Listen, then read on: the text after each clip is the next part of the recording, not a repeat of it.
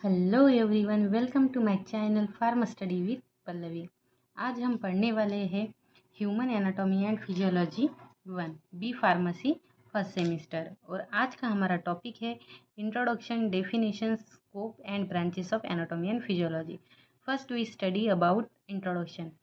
हम लोगों को पता है कि जो हमारी ह्यूमन बॉडी है सिंगल स्ट्रक्चर है, but it made up of billions of smaller structure of 4 major kinds. First है सेल, टिश्यू, ऑर्गन, सिस्टम।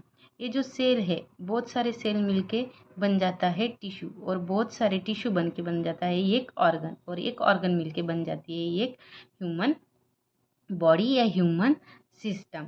तो यहाँ हमें वही देखना है कि सेल से टिश्यू बने, टिश्यू से ऑर्गन, ऑर्गन से एक सिस्टम। तो इसी सिस्टम या इसी बॉडी के ऑर्गन के बारे में स्टडी करना है अपने को इस सब्जेक्ट में।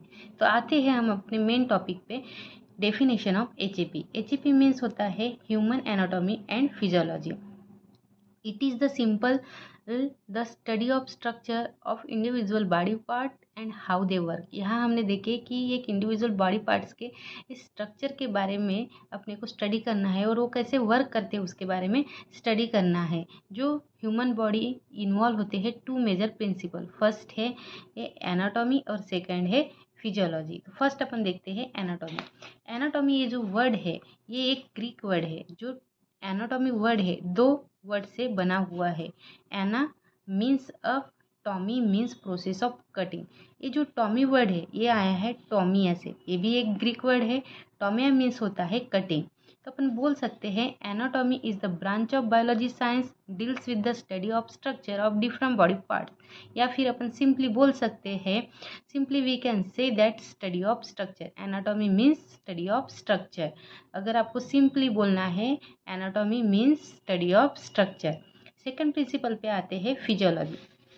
फिजियोलॉजी ये भी एक ग्रीक वर्ड है जो 2 वर्ड से बना हुआ है। फिजियो मीन्स नेचर और लॉजी मीन्स स्टडी। ये जो लॉजी वर्ड से ये जहाँ जहाँ आएगा मतलब अपने को समझना है कि स्टडी। जैसे न्यूरोलॉजी, न्यूरॉन के बारे में स्टडी। फिजियोलॉजी, बायोलॉजी, ऐसे जहाँ भी लॉजी ये वर्ड आएगा मतलब समझ जाना है कि study. So physiology, what is physiology?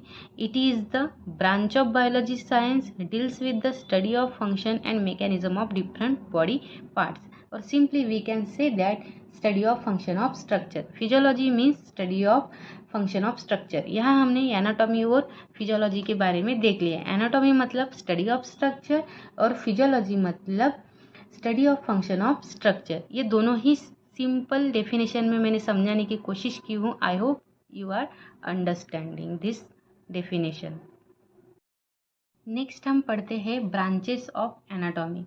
यहाँ बहुत सारी ब्रांचेस है, बस हम कुछ इम्पोर्टेंट ब्रांचेस के बारे में यहाँ पढ़ेंगे। तो फर्स्ट सबसे पहले है एम्ब्रियोलॉजी। एम्ब्रियो मीन्स भ्रूण। ह्यूमन लाइफ की शुरुआत हो रही है तब से, यानी जब एक फर्टिलाइज हुआ, फर्टिलाइजेशन होने के बाद जो फर्टिलाइज एक बन रहा है उसका जो डेवलपमेंट की स्टडी है, पहले 8 वीक की, मतलब फर्टिलाइजेशन जब से हुआ तब से 8 हफ्ते तक की जो स्टडी है वो हम एम्ब्रियोलॉजी के तहत करेंगे। सेकेंड है डेवलपमेंट। डेवलपमेंट में देखते हैं, डेवलपमेंट बायोलॉजी के अंतर्गत जो हमारा फर्टिलाइज एग था वो 8 वीक के बाद किस तरीके से डेवलप्ड हो रहा है, किस प्रकार से फीटस में कन्वर्ट हो रहा है, फिर बेबी का बर्थ हो रहा है और किस प्रकार से बेबी आगे बढ़ रहा है, उसका जीवन बढ़ रहा है, 1 साल, 2 साल, 10 साल, 15 साल, क्या क्या फिजियोलॉजिकल चेंजेस या एनाटॉमिकल चेंजेस उसके शरीर में आ रहे हैं, और फिर किस प्रकार से वो अपनी डेथ की तरफ बढ़ रहा है। जो भी पैदा होता है वो डेथ तक जाता है। पैदा होने से लेकर डेथ तक की बायोलॉजी वो हम डेवलपमेंट बायोलॉजी के अंदर पढ़ेंगे। नेक्स्ट थर्ड है सेल बायोलॉजी। सेल बायोलॉजी में हम पढ़ेंगे जो सेलुलर लेवल, यानी जो सेल है हमारी सबसे छोटी स्ट्रक्चरल एंड फंक्शनल यूनिट है, वो किस प्रकार से काम कर रही है, उसका स्ट्रक्चर क्या है, ये पूरी स्टडी हम सेल बायोलॉजी के अंतर्गत पढ़ेंगे। नेक्स्ट है पैथोलॉजिकल एनाटॉमी। पैथोलॉजिकल एनाटॉमी जहाँ पर हम पैथोलॉजी से रिलेटेड पढ़ाई करते हैं। कहने का मतलब है कि किसी व्यक्ति को कोई बीमारी हो गई हो और उसके कंडीशन में प्रॉब्लम आई, आ रही है तो उसके शारीरिक स्ट्रक्चर है, जो उसके बॉडी के स्ट्रक्चर है, किसी पर्टिकुलर ऑर्गन के स्ट्रक्चर में किसी भी प्रकार का बदलाव हो रहा है, वो बदलाव को देखने के लिए हम लोग पैथोलॉजिकल एनाटॉमी का यूज़ करते हैं। ये दोनों तरीके से हो सकती है, माइक्रोस्कोपिक और ग्रॉस, बोथ तरीके से अपन उसके बारे में स्टडी कर सकते हैं। फिफ्थ है ग्रॉस एनाटॉमी। ग्रॉस एनाटॉमी मतलब होता है examine without microscope. Without microscope से अपन एग्जामाइन करेंगे। थर्ड अपने सिक्स्थ और इम्पोर्टेंट जो है, सिक्स्थ एंड इम्पोर्टेंट ब्रांच है वो है हिस्टोलॉजी। हिस्ट का मतलब होता है टिश्यू। तो जो सेल के बाद दूसरा कॉम्प्लेक्स स्ट्रक्चर है वो है सेल। सारी सेल से मिलकर बनता है, उसे हम कहते हैं टिश्यू। तो टिश्यू के बारे में सारी पढ़ाई करना है, माइक्रोस्कोपिक से मदद से या उसके स्ट्रक्चर के बारे में पढ़ते हैं, उसे हम कहते हैं हिस्टोलॉजी। नेक्स्ट है सिस्टेमिक एनाटॉमी। सिस्टेमिक एनाटॉमी मतलब study of specific system of body, मतलब स्पेसिफिक सिस्टम के बारे में स्टडी करना। जैसे नर्वस हुआ, रेस्पिरेटरी सिस्टम हुआ, तो रेस्पिरेटरी जैसे सांस लेना, सांस छोड़ना, एक अपनी सिस्टम है। इस सिस्टम के बारे में डिटेल में स्टडी करना मतलब सिस्टेमिक एनाटॉमी। नेक्स्ट है रीजनल एनाटॉमी। रीजनल एनाटॉमी मतलब study of specific region of body like head, chest, ऐसे पर्टिकुलर पार्ट के बारे में स्टडी करना मतलब रीजनल एनाटॉमी। नेक्स्ट है सरफेस एनाटॉमी। सरफेस एनाटॉमी मतलब surface marking of body to understand internal anatomy with visualisation and gentle touch. Gentle touch करके उसके सरफेस को वो महसूस करके स्टडी करना मतलब surface anatomy. Last but not the least radiographic या फिर इमेजिन एनाटॉमी। जो रेडियोग्राफिक जो ब्रांच है हमारी एनाटॉमी की अंतर्गत, हमारे शरीर के अंदरूनी भागों के जो स्ट्रक्चर है उनको हम डिफरेंट एक्सरे या इलेक्ट्रोमैग्नेटिक वेव के मदद से पढ़ाई करते हैं, उसे हम रेडियोग्राफिक या इमेजिन एनाटॉमी कहते हैं। यहाँ हमने 10 ब्रांचेस एनाटॉमी के देखे। First embryology, second development, third cell biology, fourth pathological anatomy, fifth gross anatomy, sixth histology, seven systemic anatomy, eight regional anatomy, ninth surface anatomy, tenth imaginary या उसी को ही रेडियोग्राफिक एनाटॉमी। ऐसे 10 हमने ब्रांचेस यहाँ study किए हैं। थर्ड हम आते हैं ब्रांचेस ऑफ फिजियोलॉजी। हाँ, इसके पहले हमने देखे ब्रांचेस ऑफ एनाटॉमी, अभी देखते हैं ब्रांचेस ऑफ फिजियोलॉजी। इसमें सबसे पहले देखते हैं न्यूरोफिजियोलॉजी। न्यूरोफिजियोलॉजी, तो न्यूरो मीन्स होता है नर्व जो अपने बॉडी में प्रेजेंट होते हैं। फंक्शन ऑफ नर्व सेल, जो नर्व सेल अपने बॉडी में पाए जाते हैं वो कैसे वर्क करते हैं, कैसे फंक्शन है, उसके बारे में स्टडी करना मतलब न्यूरोफिजियोलॉजी। सेकेंड आते हैं एंडियोक्राइनोलॉजी। एंडियोक्राइनोलॉजी मतलब एंडियो मतलब विद इन, क्राइन मतलब सिक्रेशन, तो hormones and their function and role. जो भी हार्मोन्स है वो कैसे सिक्रेशन होता है, कैसे फंक्शन करता है, कैसे उसके रोल है, ये देखना मतलब एंडियोक्राइनोलॉजी। थर्ड आते हैं cardiovascular physiology. Cardiovascular physiology, cardi मतलब होता है हार्ट और वस्कुलर मतलब blood vessel. Heart and blood vessel function, कैसे ब्लड वेसल और हार्ट कैसे फंक्शन करता है वो स्टडी करना मतलब कार्डियोवास्कुलर स्टडी।